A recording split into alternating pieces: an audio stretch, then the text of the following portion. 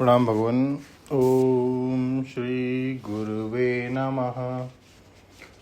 ओम गुरुर्ब्रह्मा गुरुर्विष्णु गुरुर्देवो महेश्वरः गुरुः साक्षात् परं ब्रह्म तस्मै श्री गुरुवे नमः।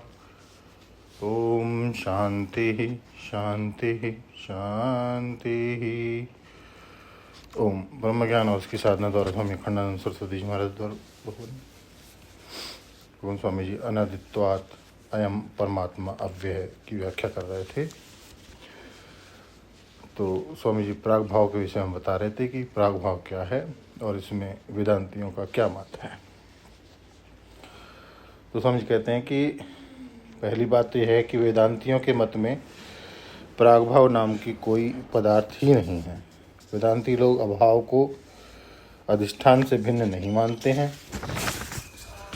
अभाव अधिष्ठान स्वरूप ही है। प्रागभाव तो काल पर छिन्न एक कल्पना मात्र है। अच्छा, तो घट की आकृति कोई पदार्थ होगी कि सीताराम कहो वेदांतियों के मत में जो बनी बनाई घट की शक्ल है वह आकृति भी पदार्थ नहीं है। मृतिकायति एव सत्यम। तो न घट पदार्थ है न घटाभाव पदार्थ है। ये दोनों अपने अधिष्ठान से भिन्न नहीं हैं। इसी प्रकार प्रत्येक चैतन्य के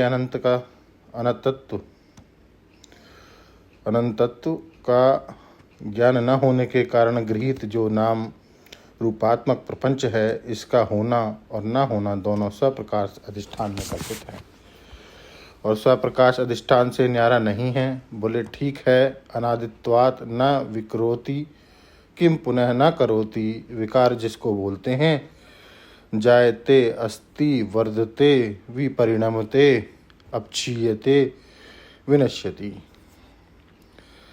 वह अनादि पदार्थ होते ही नहीं हैं। तो जब अनादि में अजन्मा में षड्भाव विकार नहीं है, स्वयं होने वाले विकार नहीं हैं, विक्रिया नहीं है, तो क्रिया की प्राप्ति ही कहाँ से होगी। अब दूसरा हेतु बताया निर्गुणत्वात्। निर्गुणत्वात् का अर्थ है निर्धर्मकत्वात्। निर्धर्मक होने के कारण एक ने कहा कि नहीं, आत्मा में तो धर्म है।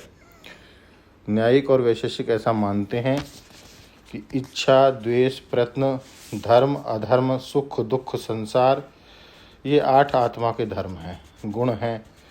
तो न्याय वैशेषिक भले माने, पर यह गीता के विरुद्ध हो गया। कैसे? अरे इसी 13वें अध्याय में इच्छा द्वेष सुखम दुखम संगात चेतना धृति एतत् क्षेत्रम समासेन सविकारम उदाहितम।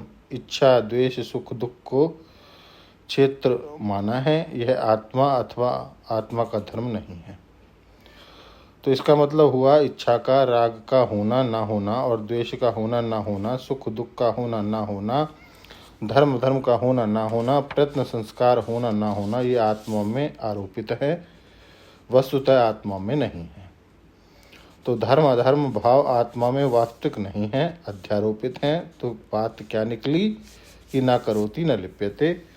अनादित्वात् न करोति, निर्गुणत्वात् न लिप्यते। अनादित्वात् माने षड्भाव विकार से शून्य होने के कारण उसमें कर्तृत्व नहीं है, कर्म नहीं है, कर्म का संबंध नहीं है, और निर्गुणत्वात् लेप नहीं है। उसमें इंद्रिय नहीं, मन नहीं, त्रिगुण नहीं, धर्म अधर्म नहीं।